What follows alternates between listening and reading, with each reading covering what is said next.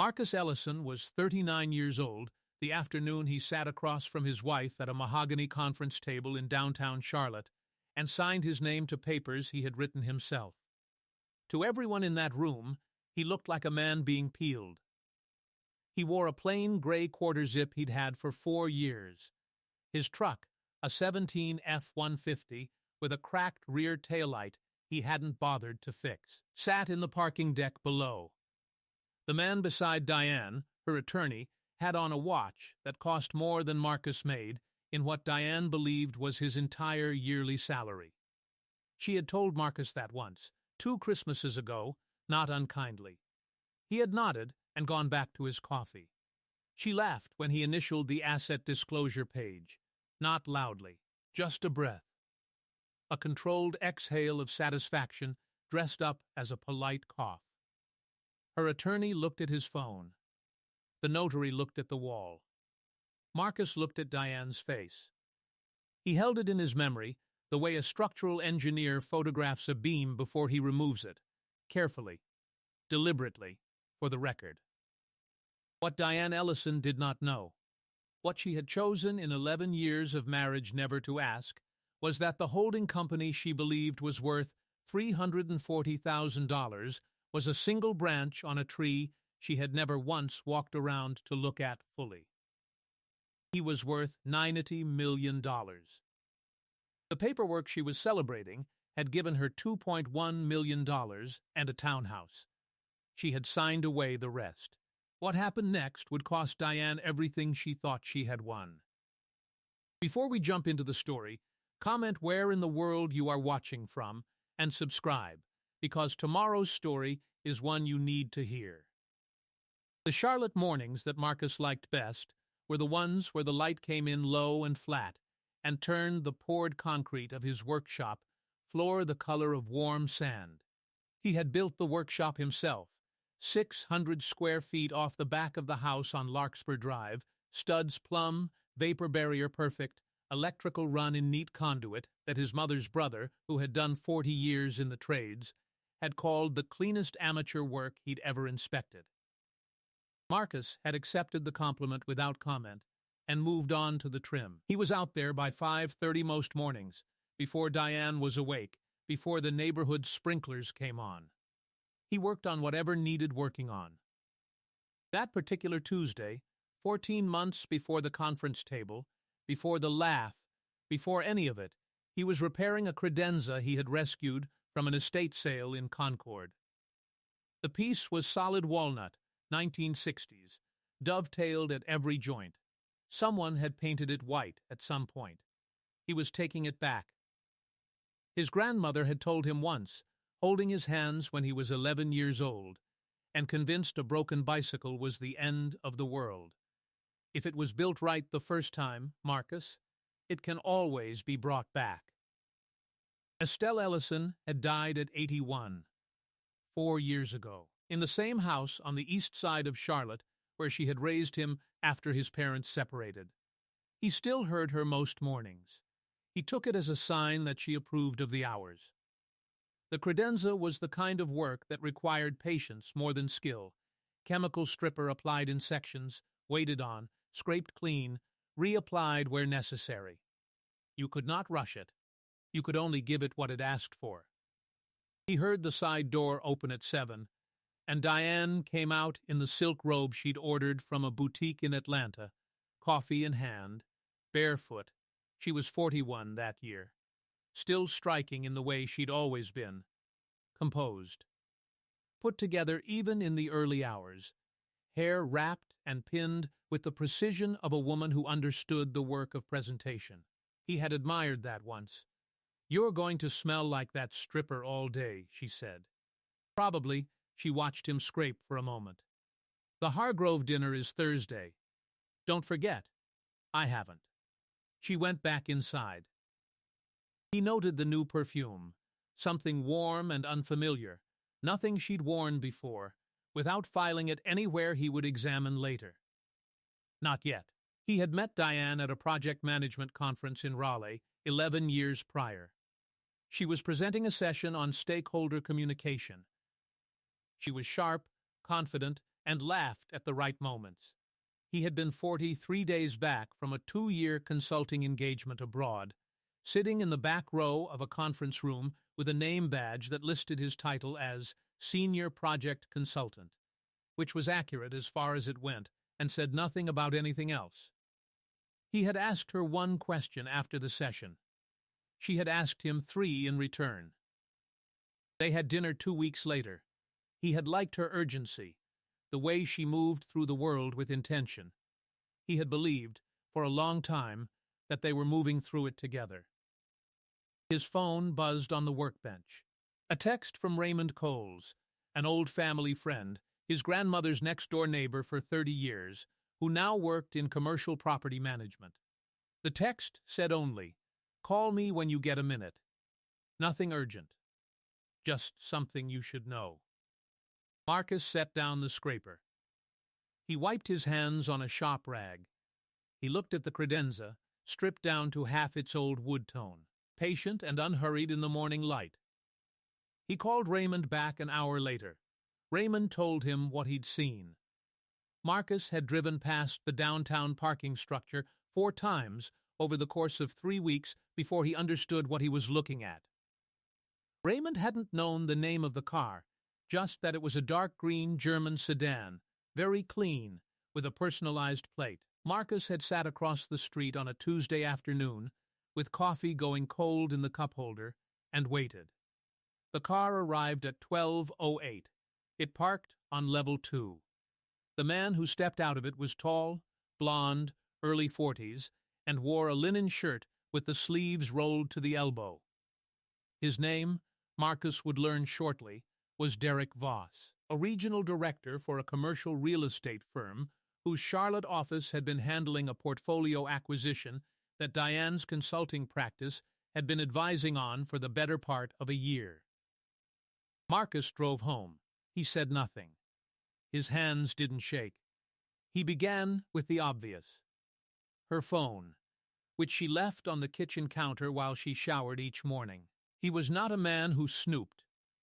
He was a man who, once given reason to look, looked carefully and completely.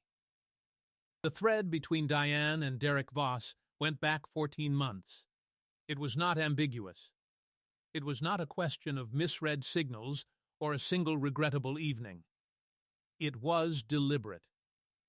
Coordinated, practiced, the timestamps told the story plainly. The Tuesday lunches that never appeared on a shared calendar, the messages timed to the 15-minute window between when she left for a meeting and when she could be expected to arrive, the photos that confirmed what the texts implied. He photographed nothing from her phone. He memorized what he needed and walked back to the coffee maker. His face remained perfectly calm. He moved with the same deliberate calm that defined all his actions. He stood at the counter and drank his coffee and watched the morning light shift across the workshop window and thought about what he now knew the way he thought about structural problems. Not with feeling, not yet, but with the practiced attention of a man who understood that the first step was always to see the damage clearly before you decided what to do about it. You didn't need to be a structural engineer to recognize the shape of demolition, but it helped to understand that some things were built to collapse and some were built to withstand. He went to the workshop that afternoon and worked on the credenza for 2 hours without listening to anything. 3 days later, he received, through the mail forwarding address he maintained at a post office box across town, the quarterly summary from Ellison Meridian Capital, the private holdings company he had established 9 years before, quietly, with an attorney named Claudette Morse, who had been his grandmother's personal counsel for 2 decades before Estelle died. And Claudette simply became Marcus's. The summary listed current portfolio value at just under $92 million across commercial real estate holdings in 6 states, 3 private equity positions, and a structured fund that had been performing without drama for 6 years. None of this was in Diane's name. None of it appeared on any joint financial disclosure she had ever seen. The house on Larkspur Drive was in Marcus's name, purchased before they married. The joint checking account they maintained for household expenses carried whatever it needed to carry. Never more, never enough to prompt questions about where the rest went. He had not hidden his wealth out of deception. He had built it in the years before they met, maintained it in the years after, and simply never found a moment when it seemed right to lead with. He had learned from watching men with visible money how quickly the people around them changed.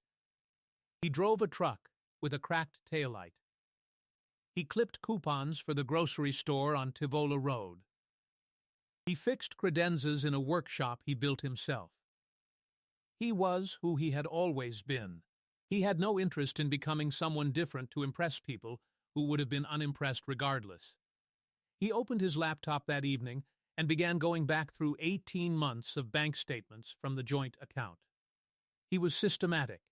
He cross-referenced dates against Diane's calendar, which she shared with him for scheduling purposes, and found the gaps. The afternoons marked as client meetings that corresponded to no client billing she had ever discussed. He tracked the pattern. He built a timeline that stretched back 22 months and covered distances he had not anticipated. He found a series of transfers, small individually, significant in aggregate, to an account he did not recognize, totaling $61,400. He found 3 vendor payments made to a consulting subcontractor who, after 40 minutes of research, turned out to have no online presence, no registered business entity in North Carolina, and an address that belonged to a up-store in Ballantyne. The subcontractor's name was listed as DeVos Consulting Group. He sat back. He looked at the ceiling. He looked back at the screen. He built a folder. He named it simply Credenza. He made one phone call. "Claudette," he said, "I'm going to need some time this week." Claudette Morse's office was on the 4th floor of a building on South Tryon that she had owned since 1998. She was 67 years old, small-framed and precise, with reading glasses she wore on a beaded chain and a legal mind that Marcus had seen, more than once, reduce overconfident men to quiet revision of their positions. She reviewed the materials he brought without expression. She asked 3 questions. She made 2 notes. "The transfers to the phantom vendor," she said, "are enough for a forensic accountant to work with. The joint account disclosures on her side will need to be examined before we file." "She's planning to file first," Marcus said. Raymond heard it from her sister. Claudette removed her glasses. "Then we let her. She files, she makes her disclosures, and we respond. If she's planning to claim any interest in a business she can demonstrate knowledge of, she'll need to show documentation of that knowledge. We both know that documentation doesn't exist. What about the asset she thinks exists?" He almost smiled. "She negotiated for something she was told was the entirety of your business interests. What she was told is what she signed. That's her attorney's problem." Marcus nodded. He was thinking about load-bearing walls, how you could renovate around one for years without disturbing it, and how, when you finally touched it, the whole structure revealed its actual shape. Real power operated in quiet rooms. 3 days passed. Marcus called his uncle Terence, who was 64 years old and lived in a brick ranch on the west side of Charlotte that he had paid off in 11 years without ever once discussing money with anyone outside his family. Terence had known Marcus since birth. He had driven Marcus to Little League on Saturday mornings and attended Marcus's high school graduation and stood at the back of the church at Marcus's wedding in a suit that was slightly too large for him in a way that made Marcus feel, even on that day, a particular quiet tenderness. He had also known Diane for the past 11 years, had been pleasant, and reserved with her in the way of a man who is polite to the people in his family's life, without ever fully trusting them.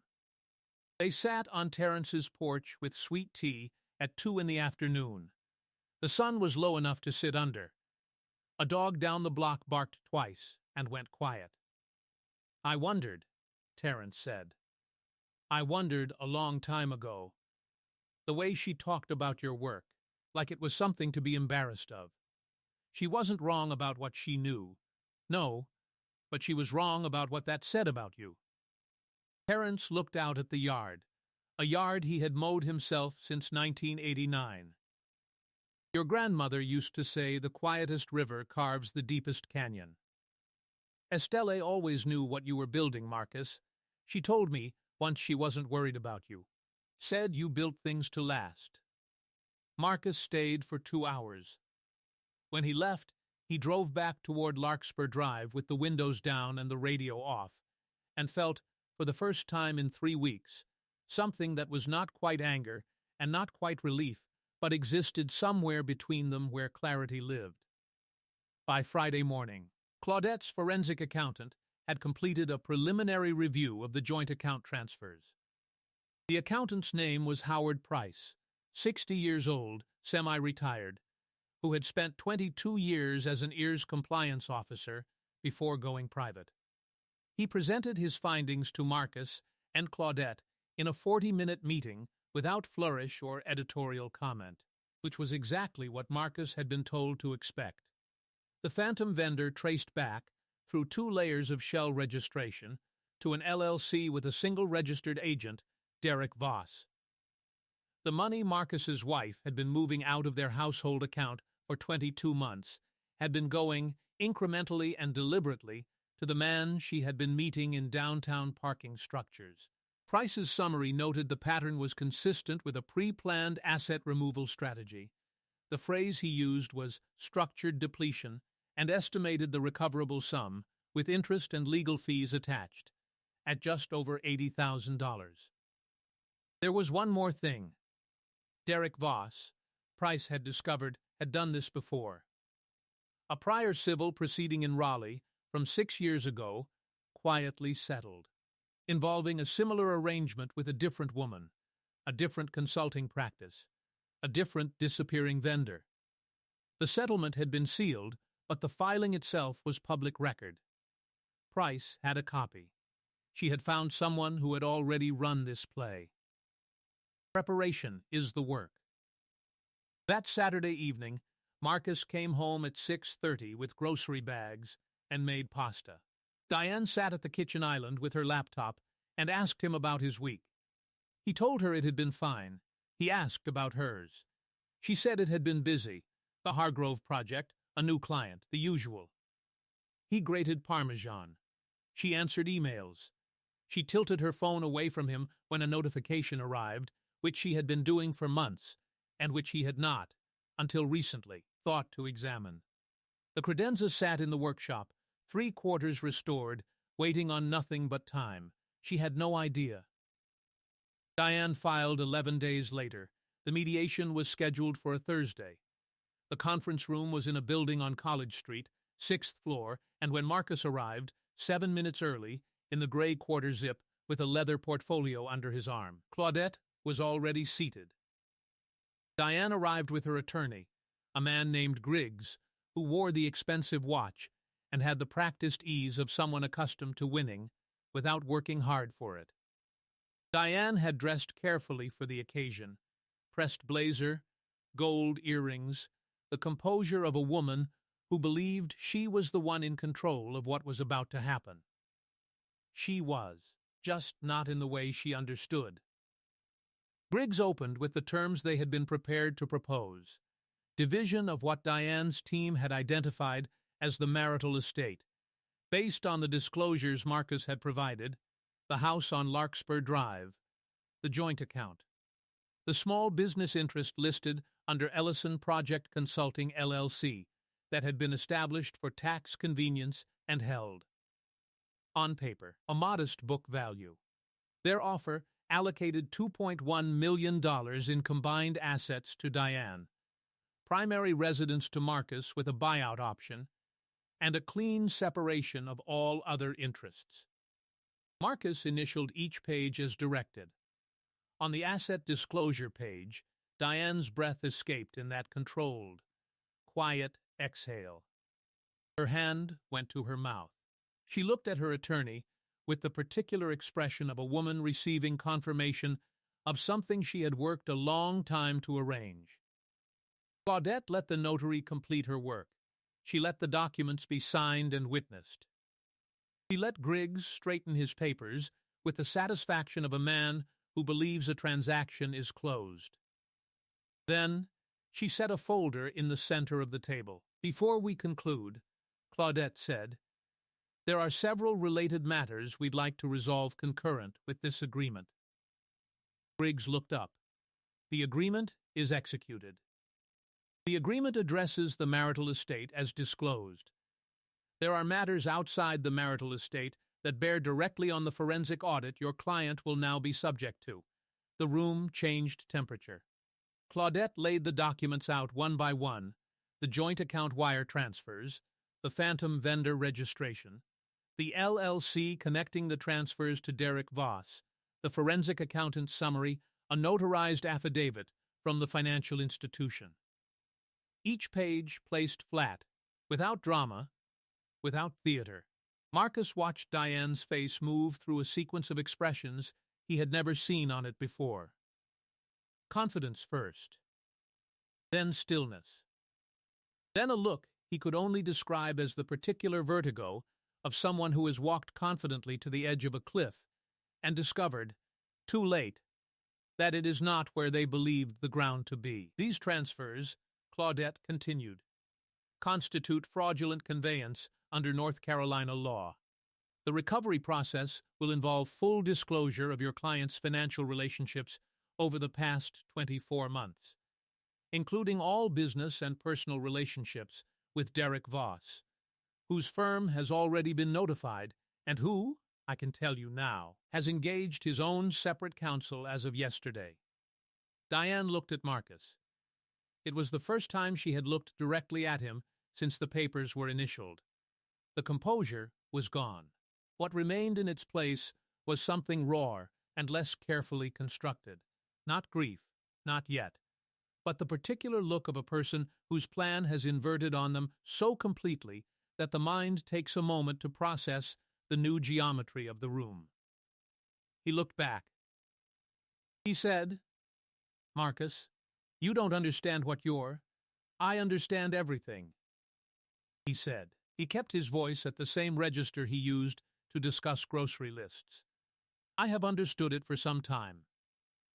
That is why we are here." Griggs set both palms flat on the table. This proceeding was concluded. If your client has counterclaims, those are filed separately. "They are being filed," Claudette said, and there was a patience in her voice that had the quality of something ancient and perfectly maintained. "Mr. Griggs, I would encourage you to take the next several minutes to review what your client signed this morning, and to consider very carefully what obligations may now fall to you as the attorney who advised her to sign it." Griggs looked at Diane. Diane looked at the documents. He tried once more. "We can talk about this," she said.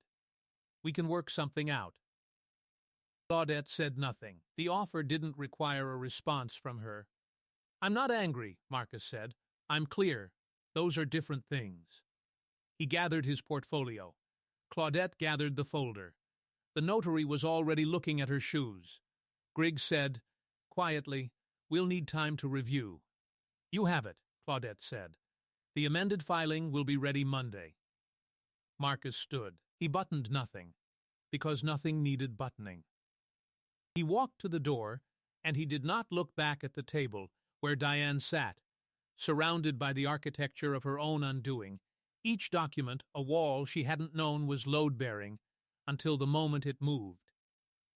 He had no idea how long he had been building the room she was now locked inside. 14 months later, the workshop on the back of the Larkspur Drive property had a new tenant. The credenza, fully restored, walnut grain opened and oiled, sitting against the east wall in a space Marcus had reconfigured into a proper study.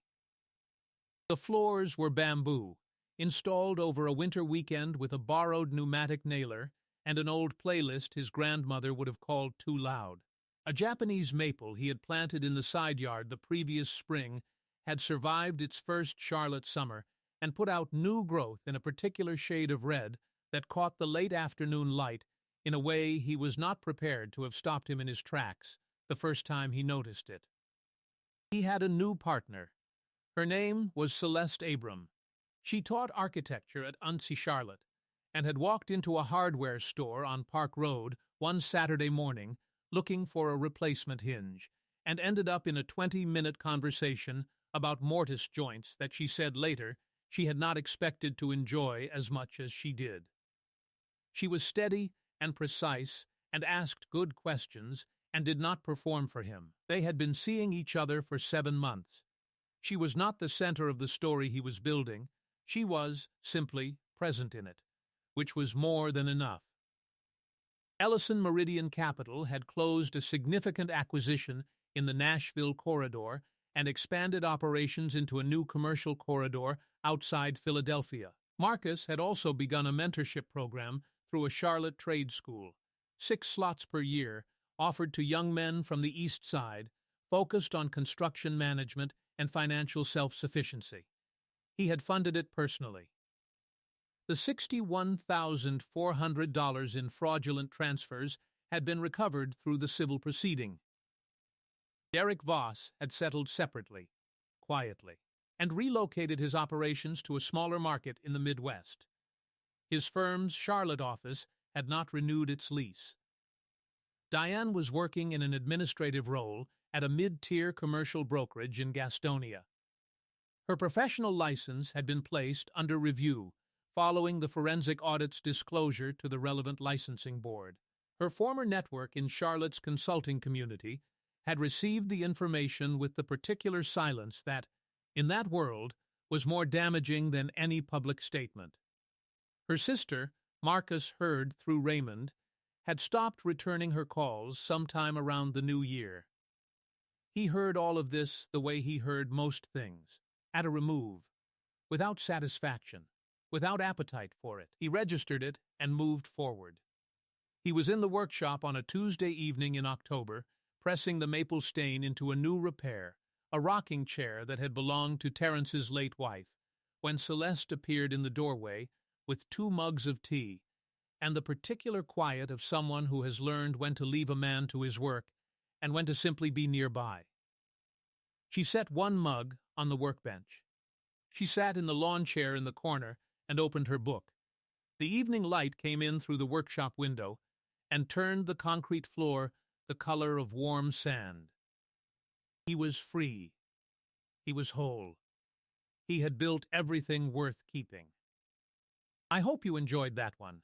Be sure to like the video and subscribe so you don't miss the next story. I've picked out 2 more for you that I think you'll really like.